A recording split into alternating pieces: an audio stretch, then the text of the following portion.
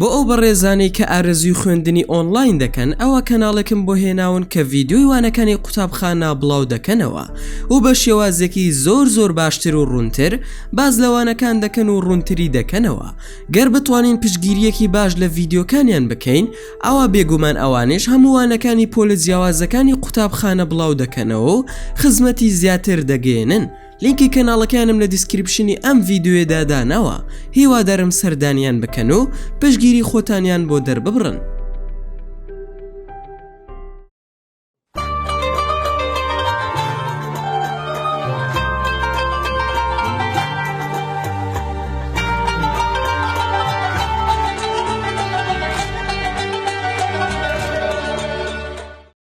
سڵاوتان لەبێ هەوڕێن، خۆشحاڵم کە دووبارە لە ڤیدیۆیەکی نوێدا گەڕامەوە لە ئێوەی ئازیز و خۆشەویست.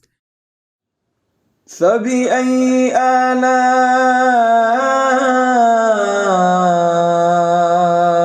ربكما تكذبان؟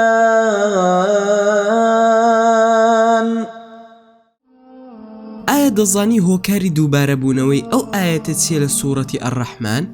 ئایا چۆن وەڵامی ئەو کەسانە بدەینەوە کە دەڵێن ئەم دووبارەبوونەوەیە هەڵەیەکە لەلایەن پێغەمبەرەوە درودی خودای لەسەر بێت و ئەو موعجیزە بیرکاریە چیە کەوا زاناکان لەم سوورەتەدا دۆزیویانەتەوە؟ هەوڵ دەدەم لەم ڤیدیۆیەدا وەڵامی ئەو گومانانە بدەمەوە کە لەسەر ئەم بابەتە هەیە، هەروەها باسی ئەو موعجیزە ژمێریاریانە دەکەم کە لەم ئاەتەدا هەیە.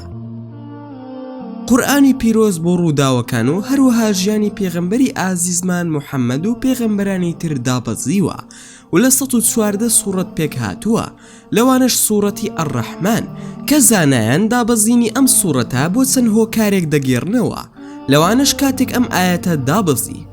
وإذا قيل لهم اسجدوا للرحمن قالوا وما الرحمن أنسجد لما تأمرنا وزادهم نفورا. کاتێک ئەم ئاەتە دابەزی کافرەکان دەربارەی بەخشندەی خودا قسەیان دەکرد، بۆیە خودای گەورەش سوورەتی ئەڕەحمانی دابەزان وەکو وەڵامێک بۆ کافرەکان و دەوترێت ئەم سوورەتە ئەو کاتە دابەزیوە کەوا کافرەکان دەیانگوت ئەم قورئانە لەلایەن کەسێکەوە فێری پێغەمبەر کراوە و کتێبی خودای گەورە نییە.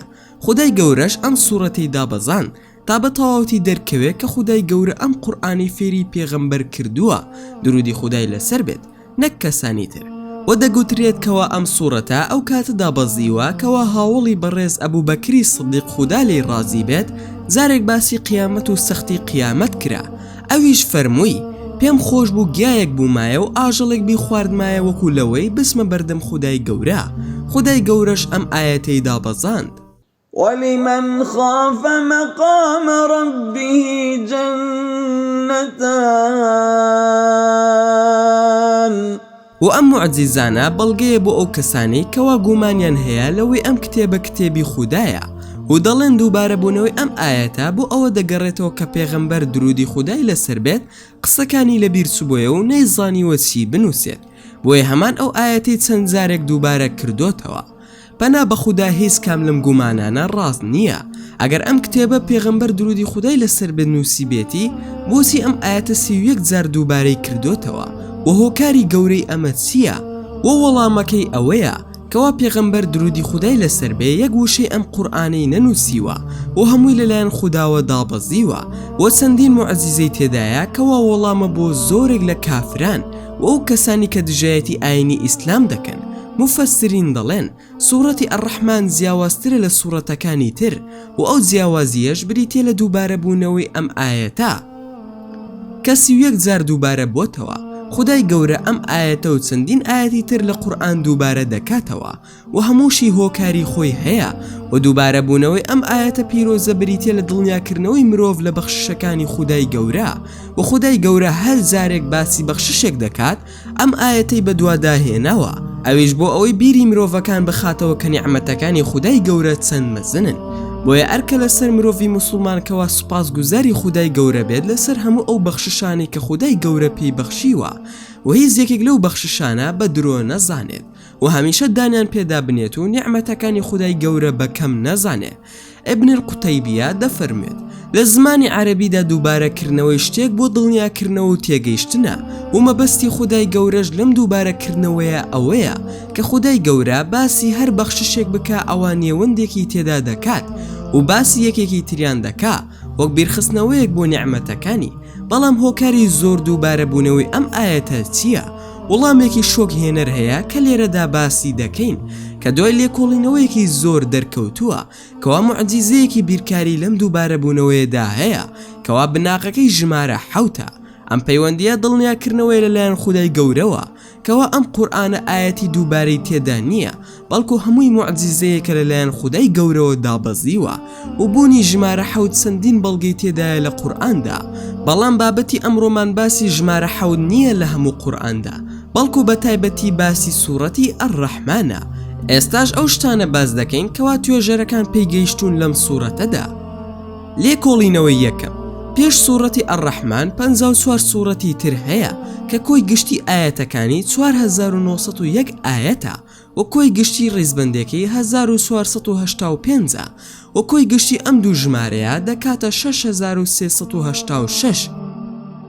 لێکۆڵینەوەی دووەم 59 سوورەت دەکەوێتە دوای سوورەتی ئەڕەحمان و کۆی گشتی ئاەتەکانی 1257 ئاەتە و کۆی گشتی ڕیزبەندێکی دەکاتە 5015 و کۆی گشتی ئەم دوو ژمارەیە دەکاتە 6272. ئێستاش ئەنجامە سەر سوڕهێنەرەکەتان پێ دەڵێین. لە ئەنجامی ئەم دوو لێکۆڵینەوەیەدا دوو ژمارەمان بۆ دەرچوو کە بریتین لە 6386 و 6272. بەلێ دەرکردنی ئەم دوو ژمارەیە ژمارە 114مان دەست دەکەوێت کە ئەم ژمارەیە ژماری سوورەتەکانی قورئانی پیرۆزە. هێشتا دوو ژمارەی تر ماوە کە یەکەمیان بریتیە لە ژمارە 55 کە ژمارەی سوورەتی ئەڕەحمانە و هەروەها ژمارەی دووەمیان بریتیە لە ژمارە 78 کە ژمارەی ئاەتەکانی سوورەتی ئەڕەحمانە. گەر ئەم دوو ژمارەیە کۆ بکەینەوە دەکاتە 133 و ئەم ژمارەیە لە ئەنجامی لێکدانی ژمارە 19ە چونکە کاتێک ژمارە 19 لێکدانی 7 دەکەین ژمارە 133مان دەست دەکەوێت و ژمارە 133 لە ئەنجامی کۆکردنەوەی هەردوو ژماری 114 و 19ە و ئێمە دەزانین ژمارە 114 ژماری سوورەتەکانی قورئانە. ئایا هیچ شیکردنەوەیەک هەیە بۆ ئەم هەموو هاوکێشەیە؟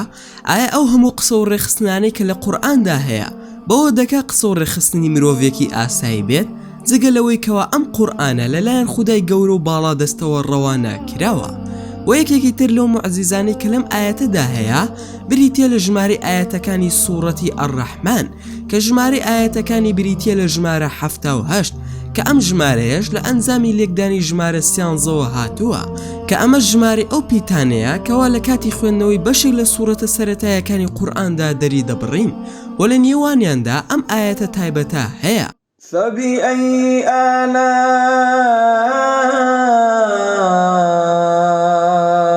ربكما تكذبان. کە یەکێکە لە ئاەتە گەورەکانی قورئانی پیرۆز و بۆ 31 جار دووبارە بۆتەوە و بۆ یەکەم جار لە ئاەتی ژمارە 13 هاتووە بە پێی ڕیزبەندی لە سوورەتی ئەڕەحماندا.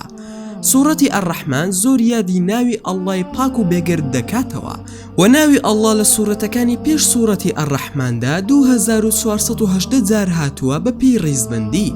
بەڵام گرنگی ئەم ژمارەیە لە چیدایە؟ ئەم ژمارەیە لە لێکدانی ژمارە 78 و 31ەوە هاتووە کە ژمارە 78 ژمارەی ئاەتەکانی سوورەتی ئەڕەحمانە و ژمارە 31 ژمارەی دووبارەبوونەوەی ئەم ئاەتەیە لە سوورەتی ئەڕەحماندا. هێشتان ئەم موعجیزە گەورەیە کۆتایی نەهاتووە. خودای گەورە لە سوورەتی ئەڕەحمان لە ئاەتی 31دا دەفەرموێت سنفرغ لكم أيها الثقلان.